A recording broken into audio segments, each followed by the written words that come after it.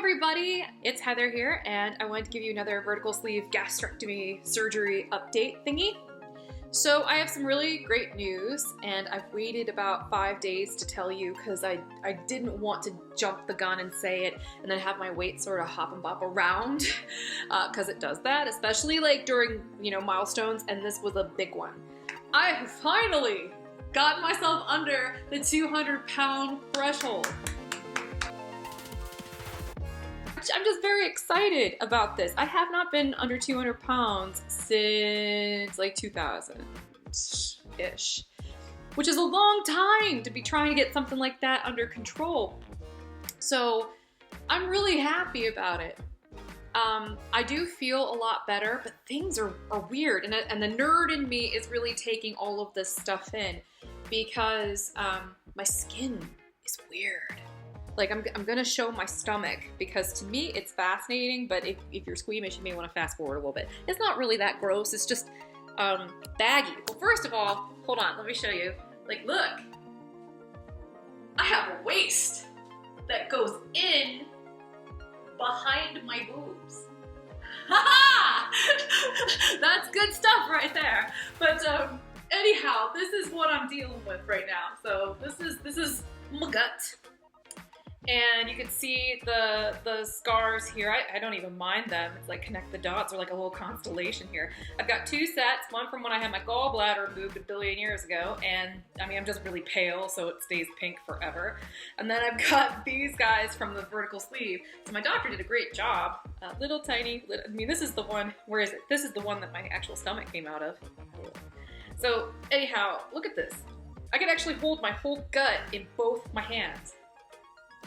Like, I could never have done that before I lost weight because, I mean, it was so full that I would have had to go, and I would never have been able to just grab it like that. And look how the skin is sort of creping. Like, it's really bad on my upper thighs, which I'm not going to show you, but you can also see it on my arms, like how it's kind of creping and the skin's kind of hanging a little more. My arms are waving longer than I do a little bit more. That's intriguing. It's just weird to me. I'm very fascinated by this sort of stuff, but I do know that it's gonna get worse. I've been hanging out in some Facebook groups for this stuff. Plus, my doctor told me, and I watch my 600-pound life while I exercise sometimes because I'm like, if they can do it, I can do it, But they almost always have to get skin surgery too, so I was sort of expecting it.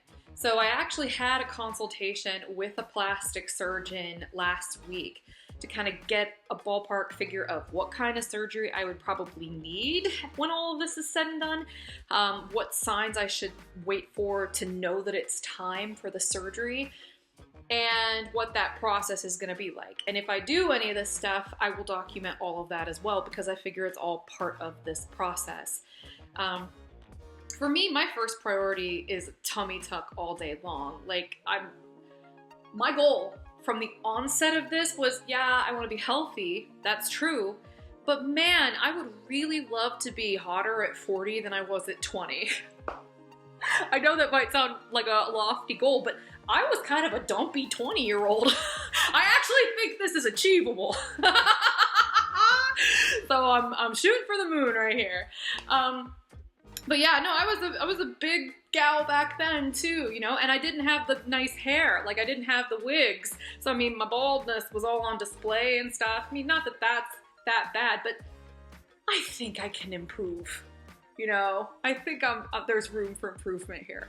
So that's my goal. I want to have a flat stomach. I've always had a PCOS body. I have never had a completely flat stomach. I've never been able to wear a two-piece bathing suit. Heck, I can't fit on the Top Thrill Dragster at Cedar Point. Every time I've tried to go on it, my butt's too big. It won't fit in that little bucket seat. But I'm gonna fit on that roller coaster. I will. If it's not this year, it'll be next year, and I will keep you updated about that too, because I've got goals. So that's part of it. Tummy tuck's probably gonna be happening because I want it gone. I want to have a no gut forever and ever. Amen. So there's that, and I'm trying to think if there's, oh yeah, I wanted to tell you about this shopping trip that I went on. I I had the roughest time, and I talked about this a little bit on, I think it was Instagram, where I disclosed that I had been looking for clothing to shops because my clothing has almost always come from exclusively plus size stores. Like if they don't carry my size, I don't pay attention, you know, that sort of thing. And I went to Torrid, which is where I got this shirt, and I love a lot of their clothing. It's owned by the same company that owns Hot Topic, and had a really hard time finding anything that fit. I was really surprised by it. I was trying on double zeros, which is their smallest size. I think that's like a 10. And everything there, even if it fit up here, it's all cut so billowy that it felt like maternity clothing. And the funny thing is, when I was bigger, that stuff was flattering. Like, it looked really nice. And now, like, I thought my whole wardrobe was gonna be okay. I could just alter it, but it's all that same sort of silhouette, and it's just not flattering anymore. I don't even know how to dress myself really anymore, and I'm a clothes horse, as you may have noticed. I love clothing, and I pride myself on my nice clothing, and it's a whole new world, let me tell you, because I have no idea where to shop, but I tend to like things that are a little bit colorful, a little bit retro, so I'm gonna have to sort of look into that. But I'm on a mission, and I will let you know if I find places, because, you know, I built my whole wardrobe around, you know, hiding certain parts of my body and you know, trying to emphasize others. And now it's like a lot of the things that I want to do with my wardrobe are the complete inverse. So I went on a shopping trip. Torrid didn't work out. I went to the Mall of Georgia, you know, it's huge. And I was walking around, and I swear I probably tried on clothing at about 6 or 7 different stores, and I had no idea what the heck I was doing. Like, things would fit. Things I didn't even expect to fit. Like, I thought to myself, where have I always wanted to shop but could never fit into the clothing? And I was like, White House Black Market. I mean, I know it's not very colorful, but a lot of their stuff's very professional and chic. And so I wanted to see what I could fit into there, just as like a matter of principle. I fit into a size 12 pant. It was a Ponte pant though, so I'm pretty sure it was probably closer to a 14. But principle, it was a 12 on the tag. Another thing that I realized while trying on clothing, I went to New York and Company, and this is super cool. People would ask me, how are you doing? And I would just straight up come right out with my whole life story, basically, like they were my best friend. I was like, hey, you know, I just had this surgery and I don't know what fits and I'm completely clueless. Can you help direct me towards your most colorful, weird stuff? And like, the lady at New York and Company that I was talking to, she's like, I had Roux-en-Y gastric bypass 9 years ago. And she showed me her Spanx, and I showed her my Spanx, and oh, it was a moment. We had it. It was so good. And, you know, she needs to have the skin removal surgery real bad, because she actually went from what she said was like 400 pounds to like, I think she said she was like 140 or something like that. That's amazing, right? But, I mean, she's got so much skin that she has to wear the Spanx because, I mean, otherwise she wouldn't be able to fit some of that under her clothing comfortably. So compression garments are basically the thing if you don't get the skin surgery. So I'm getting the skin surgery if it comes to it.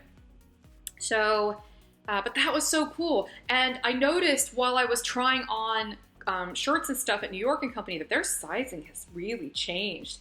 I still have shirts from them from like the late 90s, you know, the last time I fit into, you know, Mrs. sizes.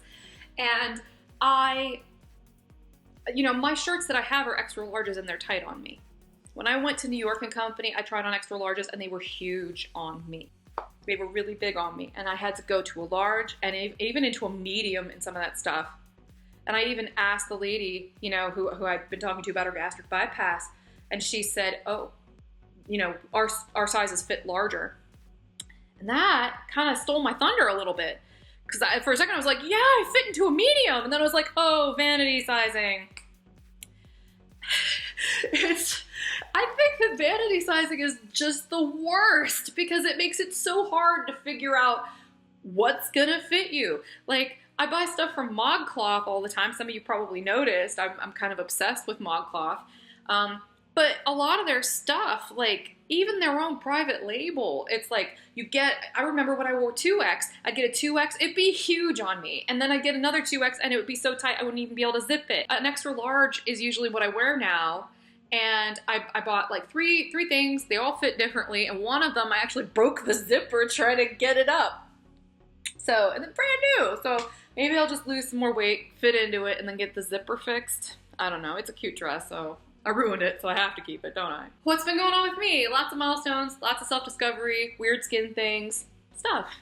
Alrighty, I'm tired, I'm rambling. Hopefully this has been entertaining, and I will keep you posted of any new developments as they happen. This one has been a big update though, and I'm really excited. I mean, the weight's been trickling off. I thought it was gonna come off a lot faster than this, honestly. But hey, at least it's still going down, right? So, I'm pretty happy about that, and I'm really curious to see where this ends up. I don't have a goal weight in mind because I think that that's kind of self-sabotaging to a certain extent. I have a range of where I think I'd be pretty comfortable, and it tops out at like 180. I'd be actually kind of okay with 180 with my build and my height, but my preference would be to be a little closer towards like 150-ish. I remember, you know, because I mean, my weight has fluctuated a lot over the years, and through dieting, it's been as low as 135. I didn't feel good at that weight at all. I mean, I felt really awful, actually, and I would pass out in the bathtub and all kinds of stuff. It was not a good scene. I actually felt really comfortable physically in that range, even though I'm cold all the time at that range. You know, I don't start to feel warm again until I probably hit like 220-ish. So isn't that odd, those little observations, like noticing how your body metabolically changes as your weight goes up and down? Any of you hardcore yo-yo dieters out there, or anybody who has had any kind of, you know, rapid weight loss or anything like that, you could probably attest to that. Does your body temperature change? Because mine does. I'm cold all the time. Now I went from wearing wigs around the house to hats all the time because it's so flipping cold. And I'm only wearing this so I could show you how my body is coming along. I'm pretty happy with that. Just keep working it, I guess. All right, again, rambling, need to go to bed. Love you guys. Bye.